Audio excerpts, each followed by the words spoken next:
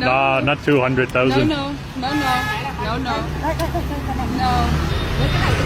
No, it's okay. It's okay. It's okay. Give us the All good. 200,000. Give the 200,000, please. Please give the 200. No, we don't want it. Have to show honesty. We don't want to buy. No, we don't want We it. can call the police. Sorry, can you come over here? See, try it. ចឹងនេះពុកម៉ែបងប្អូនបានស្ដាប់សំឡេងរបស់ជនជាតិម្នាក់អាហ្នឹងជាវីដេអូរបស់បរទេសទេនៅខាងប្រទេសវៀតណាមដែលគាត់លក់ពត្រាអញ្ចឹងយើងមកប្រៀបធៀបប្រជាជនរបស់យើងនិងរបស់កាហ្វឺងហើយនឹងប្រជាជនខ្មែរវីដេអូនេះគឺជាវីដេអូពិចារណាដែលពត្រាប៉ុន្តែពត្រាដូចគ្នាប៉ុន្តែតម្លៃនិងទឹកចិត្តរបស់មនុស្សខុសគ្នាមួយទឹកចិត្តមនុស្សដែលលោភលន់ហើយមួយទៀតទឹកចិត្តមនុស្សដែលល្មមអញ្ចឹងយើងគួរតែរក្សានៅចិត្តគំនិតអញ្ចឹងបងប្អូនអាចមកស្ដាប់នៅពត្រារបស់ប្រជាជនរបស់ខ្មែរយើងអ៊ំស្រីម្នាក់គិតថាគាត់មានសន្តានចិត្តល្អមែនហើយបរោះជនជាតិមែនហ្នឹងគឺគាត់ជាប់ចិត្តជាមួយប្រទេសខ្មែរវីដេអូរបស់គាត់គឺនឹកមើលរាប់លានអ្នកបាទខ្លះមាន8 9 10លានអ្នកនោះគាត់ឈ្មោះថា Travel Chris ប៉ុណ្ណឹងដឹង Travel with Chris ខ្ញុំនឹងដាក់ page គាត់ឲ្យបងប្អូនមើលគាត់ដើរថតប្រជាជនរបស់ខ្មែរយើងដែលលក់ដូរទៅតាមគេហៅថា street food ណាដែលទៅដើរដងផ្លូវឬក៏កន្លែងផ្សេងនៃគាត់បានថតឲ្យយើងមើលនៅក្នុងបរិវេណរបស់ប្រទេសកម្ពុជាយើងជាពិសេសគឺតំបន់សៀមរាបអង្គរយើងតែម្ដងតែបងប្អូនអាចទៅស្ដាប់មើលគាត់និយាយទាំងអស់គ្នា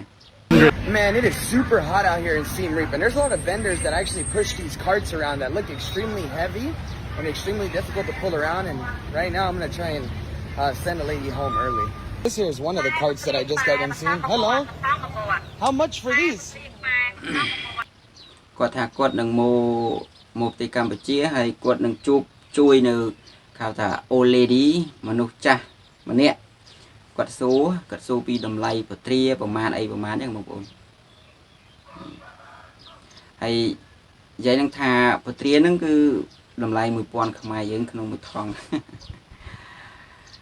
គឺគាត់អត់ខុសពីកាហ្វឺនៅរបស់គេអាហ្នឹង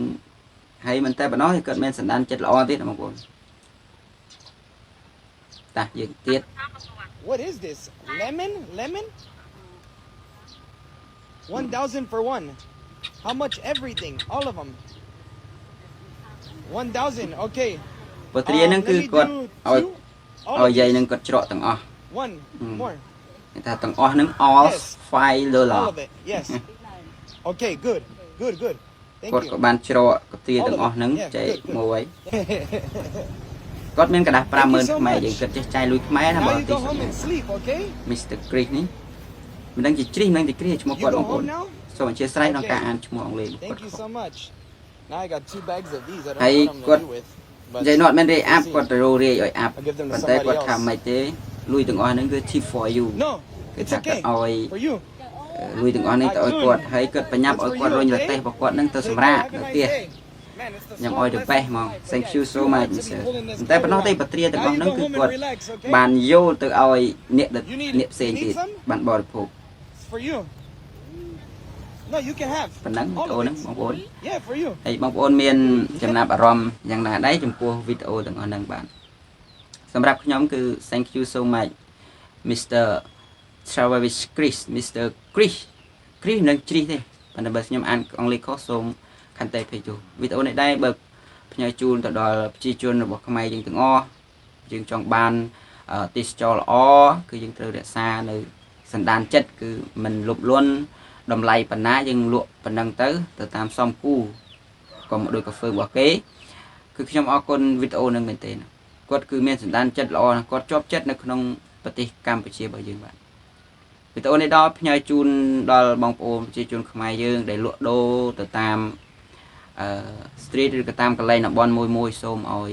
កុំកគេហៅថាពាក្យសាមញ្ញគេថាកុំកបាទវីដេអូខ្ញុំមានប៉ុណ្ណឹងបងប្អូនអរគុណ Thank you so much welcome to in Cambodia along the way and stay with Cambodia take a picture all in the Cambodia especially Angkor Wat Cambodia Thank you so much, Mr. Chris. Bye bye.